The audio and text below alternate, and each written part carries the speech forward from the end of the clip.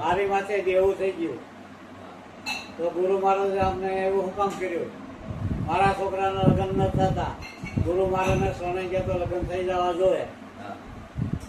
હે તો આમાં હજી બધા અટવાણા છે, પણ હાસો માર્ગ જે ગુરુ મહારાજે બતાવ્યો છે કે પોતાનું નિજ સ્વરૂપ, અને એ નિજ સ્વરૂપમાં કલ્યાણ મહારાજ કહેતા હતા તમારી જાતને તમે ન ભૂલો તો બધા કાર્ય તમારા થાય ને થાય. પણ પોતાની જાતને ભૂલી જાય છે, ઈશ્વરને ભૂલી જાય છે, ગુરુને ભૂલી જાય. એટલે દેવ દેવલાને માનતા માની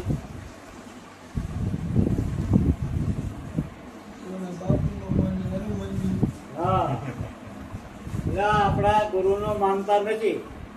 અને માન્ય કોનો? બ્રાહ્મણનો. બ્રાહ્મણો કથામાં એમ કે આજે બધાને હાડી પહેરીને આવવાનું છે અને કૃષ્ણ ભગવાનનો જન્મ થવાનો છે, અને આખી સોસાયટીના સપ્તાહ હાલતીઓ ને બધે હાડી પહેરીને આવે.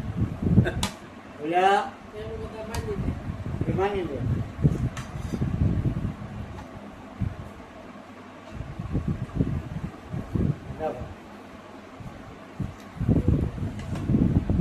અને ફરે ને તો ફેરવ છે તારખા.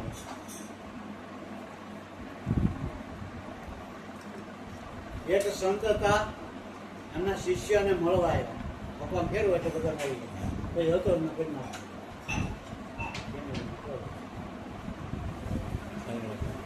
એક સંત હતા, અને સંતને ઘરે કે એના આશ્રમ જે કઈ હોય તે ઝૂંપડી, ત્યાં બે એના શેલા આવ્યા. એટલે શેલા એ રજા માંગે, ભાઈ મહારાજ અમારે થાય છે મોડું, અમારે કામ છે ને આમ છે તેમ છે, અમે હવે જઈએ, સાંજ પડવાનો ટાઈમ. ગુરુ મહારાજે કીધું આજનો દી રોકાય, સત્સંગ કરીએ, કાંઈક પોતાની જાતનો ઉઘાડ થાય. ના, અમારે કામ છે. કામ તો કઈ હતું નહીં, પણ નથી છૂટવું હતું તો આગળ કર્યો, પણ 9 મહિના તો કે જાઓ.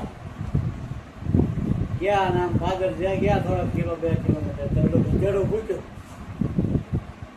અને આવ્યા પાછા. ગુરુ મહારાજ કે કેમ એના પાછા આવ્યા? તો કે અપસુકન થયા. તો કે હું થયું અપસુકન? તો કે એટલું ગધેડું ભૂક્યું. ગધેડું ગુરુ કે આ ગુરુ કે માનતા है કે गधेड़ के मानता है? गुरु के बात मानता नहीं, ગધે કે બાત માનતા હે. આવું આપણું થાય છે. એટલે વિશ્વાસ, વિશ્વાસ કયો શ્વાસ? વિશ્વનો શ્વાસ.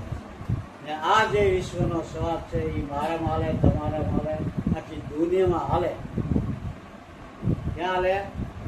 આખી દુનિયામાં હાલે. મારો શ્વાસ તમારામાં જાય, તમારો શ્વાસ મારામાં જાય. આમાં ક્યાં અભિષેક રહે? અભિષેક કબીર મહાત્માની કમાલી. હવે એ કમાલી કુએ પાણી ભરતી હતી. આપણે ગામમાં કુઈ હોય ને એનું બેડું ઓળખી પાણી ભરતી. ત્યાં એક સુસ્ત પંડિત બ્રાહ્મણ નીકળ્યા ને ઉનાળાનો ટાઈમ આવ્યો, બપોરનો સમય, બહુ તરસ લાગી. બેન પાણી ભરતી હતી, 12-13 વર્ષની છોકરી. બેન પાણી પાછો તો કે હા મહારાજ જો ને ખભો ધરો. ખભો ધર્યો પાણી પાયું તો બસ આમ કરી હું જોયું કે બેન તમે કઈ જ્ઞાતિના? તો કે પાણી પીને ઘર પૂછો છો? પહેલા પૂછી લેવાય ને, તમારે સાંભળવું છે તો કહો તો ખરા કે હું દિલ્હીના મુસલમાનની દીકરી અને કબીર મારા ગુરુ છે ને કબીરની કમાલી છું. બરાબર? હે દિલ્હીના મુસલમાન બાદશાહની દીકરી તો કેમ વપડાઈ ગયો? મેળો શું કરવા, મેળો ઓકવા ને મેળો ઓલું કરવા. હવે મારું શું થાય? હવે મારું શું વપરાઈ ગયો, વટલાઈ ગયો. મને મારા સમાજ મને અપનાવશે નહીં, નાત બહાર મૂકશે, મીડો ઓલો ભાગ કરવા. તમારે કીધું પંડિત તમે થોડાક શાંત થાવ, અહીં મારા ગુરુનો આશ્રમ છે, ઝૂંપડી છે, ત્યાં તમે હાલો મારી સાથે અને આ તમારું સમાધાન કરશું. ત્યાં ઝૂંપડીએ ગયા તો કેબિનમાં બેઠા હતા આશ્રમ આવ્યો એટલે પંડિત આવે એને કીધું કે આવો આવો કરો.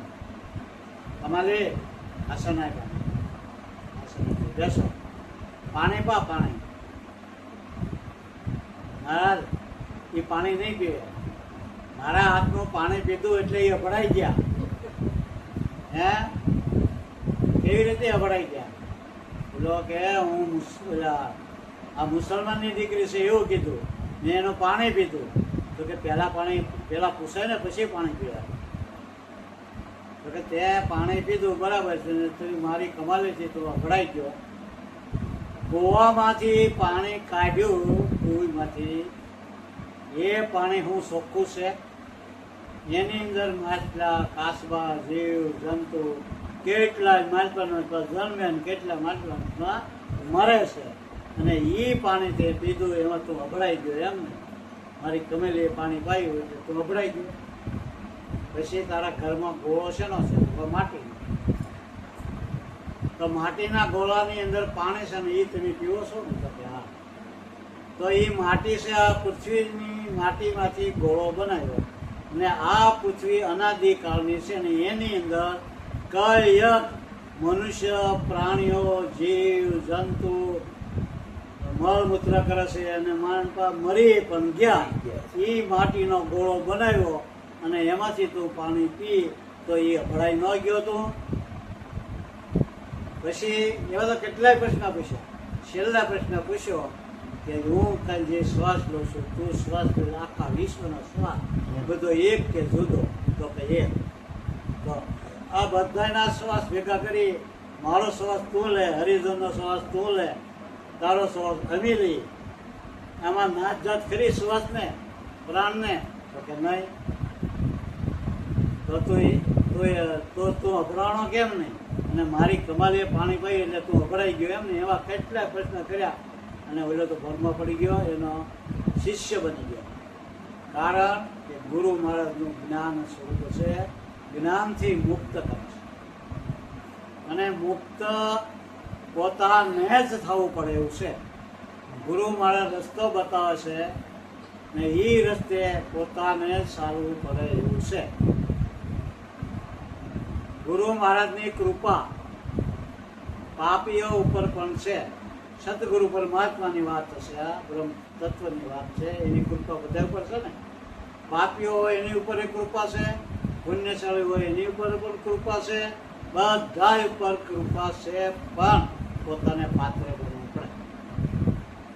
છીપ નામની માછલી દરિયાથી એક વેંચ ઊંચો કૂદકો મારી સ્વાતિનો બુંદ મોઢામાં લે, મોઢું બંધ કરીને સમુદ્ર તળિયે રહી. જો મોઢું ખુલ્લું રાખે તો દરિયાનું ખારું પાણી અંદર ઘૂસી જાય તો ફટક્યું થઈ જાય, મોતી ન થાય. હે તો સ્વાતિના બુંદ જેવા સદગુરુ પરમાત્માના આ શબ્દો છે, આ મોતી છે. અને 21,600 ગંગા સતી કહી ગયો.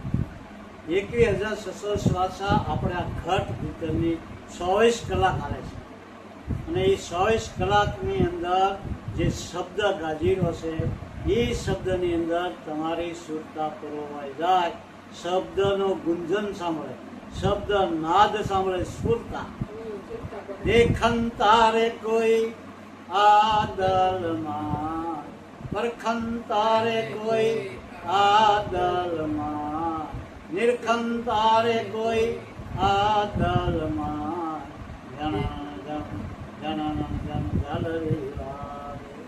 બોલે બોલાવે સબ ઘટ બોલે, સબ ઘટમાં ભોરિયો સમા.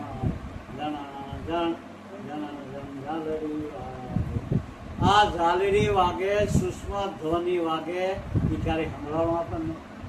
બહારનો ટોપલો સંભળાય, મારો અવાજ તમને સંભળાય, બહારના સુસવાટા પવનના છે એ સંભળાય, એ બધો નાદ સંભળાય. પણ જે શબ્દ વિહીન નાદ છે, જ્યાં શબ્દ પણ વિરામ પામી જાય, અને પ્રાણ વિહીન, જ્યાં પ્રાણ થંભી જાય, માન બુદ્ધિ શીલ પ્રાણ વાણી બધું થંભી જાય, ત્યાર પછી જે શબ્દનું ગુંજન સારું છે એ ગુંજન જીવન સાહેબે સાંભળ્યો અને ભજન લખી નાખ્યું.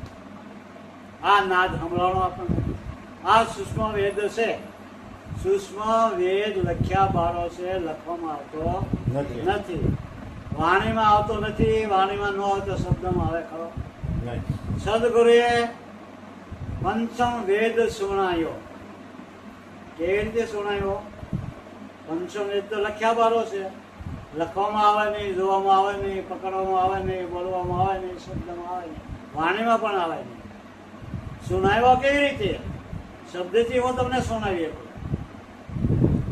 પણ આ કેવી રીતે સુણાવ્યો? વેદ, વેદાંત, ઉપનિષદ ને ગીતા ઈ કોઈએ માનવીએ લખ્યા નથી, કોઈ સંતે લખ્યા નથી, કોઈ ઋષિ મુનિઓ લખ્યા નથી. એનો એને ભાષ્ય કર્યું. વેદ એટલે જ્ઞાન. જ્ઞાન આ જગત નહોતું તો હતું, જ્ઞાન છે. જગત છે તો જ્ઞાન છે, અને જગત નહીં હોય તો જ્ઞાન રહેશે. વેદ એટલે જ્ઞાન. તો આ વેદ લખ્યા બારો છે. વેદ અપુરુષ છે. શું છે? અપુરુષ. એ પુરુષમાં આવતો, અને એના માધ્યમથી જે ફુરણ થયું છે, જે પ્રાણનું ફુરણ થયું, પ્રાણની અંદર જે શબ્દ ગાજી રહ્યો એ ગાજી રહ્યો છે. પ્રાણ શ્વાસ ને વિશ્વાસ 21,600 આપણા અંદર ચાલે છે. એમાં સુરતા રહે અને શબ્દનું ગુંજન સાંભળે. સૂક્ષ્મ જે પ્રાણ વિહીન, શબ્દ વિહીન, બધાથી તીર્થ, એમાં સ્થિર સંતો થયા. એમાં ઋષિ મુનિઓ સ્થિર થયા. 21,600 શ્વાસો ચાલે એમાં સ્થિર થયા. પછી એનું એને ભાષ્ય કર્યું છે, લખ્યા નથી. પણ વેદ, વેદાંત, ઉપનિષદ ને શાસ્ત્રોનો જે વિરોધ કરે છે એ અધૂરિયાનું કામ. યોગ વિદ્યાનું જેને પૂરું જ્ઞાન નથી એ અધૂરિયાના ધામ. બધો રામચંદ્ર ને કૃષ્ણ ભગવાને લખ્યું. કૃષ્ણ ભગવાને કીધું કે હે અર્જુન, મારી ગીતા, વેદ, વેદાંત, ઉપનિષદ કોઈ પણ એનો અંદાજ કરે તો રવનો અધિકારી છે. રામચંદ્ર ભગવાને લક્ષ્મણને કીધું કે આ રામાયણનો કોઈ અનાદર કરે, વેદ, વેદાંત, ઉપનિષદનો કોઈ અનાદર કરે એ પણ નરકનો વાસી છે. એટલે વેદને સમજવા પડે. પણ પંચમ વેદ, સૂક્ષ્મ વેદ હમણાં મહારાજે વાત કરી તો કેવી રીતે સુણાયો? ગુરુ મહારાજની કૃપા તો બધા ઉપર છે, પાપીઓ ઉપર છે, પુણ્યશાળી ઉપર પણ છે. પણ પાત્ર બન્યા પછી વેદ સમજાણો. પોતે પોતાને અપો દેવો બૌદ્ધ ભગવાન કહી ગયા, તું તારો દેવો થા. શું કીધું? તું તારો દેવો થા.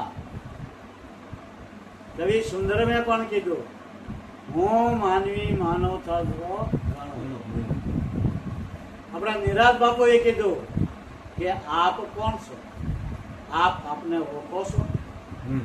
રામચંદ્ર ભગવાનને હનુમાનજીને કીધું કે હે હનુમાન, તું કોણ છો? તો હનુમાનજીએ કીધું, હે મહારાજ, તમે મને કયા અર્થમાં પૂછો છો? જો દેહ ભાવે મને પૂછતા હો તો હું તમારો દાસ, તમે મારા પરમાત્મા. જીવ ભાવે પૂછતા હો તો હું તમારો અંશ અને તમે મારા પરમાત્મા. અને જો આત્મા ભાવે મને પૂછતા હો તો હું તમે એક સહી, બીજું કોઈ છે. આ અદ્વૈત જ્ઞાન. બે પણ નહીં, બે પણ હોય ને ઝઘડા. બરાબર? આ અદ્વૈત ને એક જ છે. હું, તું અને તે નહીં. ગુરુ નહીં છેલ્લા. આત્મા તત્વ અનુભવ થતા જ સમજાણા છે. હવે પ્રશ્નાવલી કઈ કરો, કોઈ પૂછો. બોલો ભાઈ કંઈક પ્રશ્ન થાય તો પૂછો. કઈ પ્રશ્ન થાય છે કે હું કોણ છું, કેવી રીતે છું? બીજો કઈ પ્રશ્ન ના હોય તો ભૌતિક માંથી પૂછો, વ્યવહાર માંથી પૂછો. મૂળ મહારાજ છે ને નામ રમી રહ્યું છે, એ નામની અંદર જીવન નથી આવતું. આપણું જીવન એટલું બધું ઘોંઘાટમાં છે, ઘોંઘાટમાં છે. બરોબર છે. એ ઘોંઘાટની અંદરથી જીવન આપણે આખો દિવસ રાત્રે ઉઈ જાય એટલે ટ્રેન ક્યાં ઠેઠ હોય તો એનો અવાજ અહીં સુધી સંભળાય ને આપણને. કેમ? વાતાવરણ શાંત. બરોબર છે. એમ આપણું જીવન જો શાંતિમાં આવશે ને તે મહારાજે જે નામ કીધું પ્રગટ થાય થાય થાય ને થાય. થાય જ છે. ના અનુભવની વાત છે. વિચાર ચાલુ જોઈને ન આવે. નો આવે. એટલે વિચાર બંધ થાય ને, ઊંઘે કોણ વિચાર બંધ થાય પછી ઊંઘ આવે. અને થાકે કોણ? ઇન્દ્રિયો થાકી જાય, બરાબર, અને પ્રાણ જાગે. ઘણા એમ કે સુરતા જાગે, પણ સુરતાને જગાડવી પડે છે. તમને ગાઢ નિંદ્રામાં હોઈ ગયા અને હાથ કર્યા હોય તો તેની જાગો નહીં, માંડ જાગો તો સુરતાને જગાડવી પડે ને. જો સુરતા જાગતી હોય, પ્રાણ જાગે. પ્રાણ 100 કલાક 21,600 આપણે હાલ્યા કરે. તેવી ગાઢ નિંદ્રામાં હોય તો પ્રાણ હાલે છે. પ્રાણ જાગે, ઇન્દ્રિયો હોય. હવે શાંતિનો દેશ ક્યાં આવ્યો? પ્રશ્ન હમણાં મારે 4-5 દી પહેલા થયો કે શાંતિ આ દેહની અંદર ક્યાં રહે? હાલો કયો, મને આવડતું હોય કહેવા. શાંતિ આ દેહની અંદર કઈ જગ્યાએ રહે છે? શાંતિ. હા, પોતાના આત્મા સ્વરૂપમાં શાંતિ. એ જ પોતાનો સ્વભાવ છે. એ જ પોતાનો સ્વભાવ. બરાબર. પોતાના સ્વરૂપમાં જે આવી ગયા એને કોઈ ઘોંઘાટ જ ક્યાં નડવાનો? એના ઘોંઘાટ જ કોઈ નથી. નડતું જ નથી. એટલા વસ્તુ નથી. આનંદ સ્વરૂપ હું પોતાનું કીધું, બીજા આનંદ તો ક્યાં લેવા હતા? બીજો આનંદ અને સંતોષ જ્યાં ક્યાં બીજે લેવા તો ઘડીક જ્યાં આવે. તમારી મારી દ્રષ્ટિ પહોંચે ત્યાં પોતાનું સ્વરૂપ જ છે. આમાં કઈ નડવાનું કોઈ વસ્તુ છે કોઈ વસ્તુ કાંઈ નથી નડતું નથી. કાંઈક ઘટ્યું દ્રષ્ટિ આપણે જો આવ્યું તો ઘડીક આનંદ જો પણ બીજે ફેરવવાની જીવતા છે. કાંઈ કરવાનું નથી. પોતાનામાં જીવ કોઈ જે ઘટે નહીં. હવે શ્યામુબા એક તમે વાણી બોલો ને ત્યાં સા મૂક્યા પછી આપણે થોડીક